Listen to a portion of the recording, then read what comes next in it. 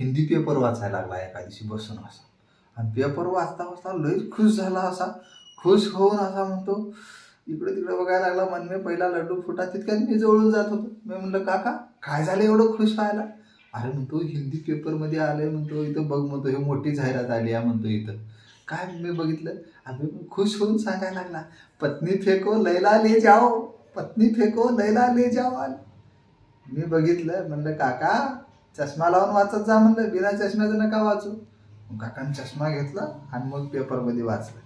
तिथं लिहिलं होतं, बाजार जाने के लिए पन्नी फेको थैला ले जाओ.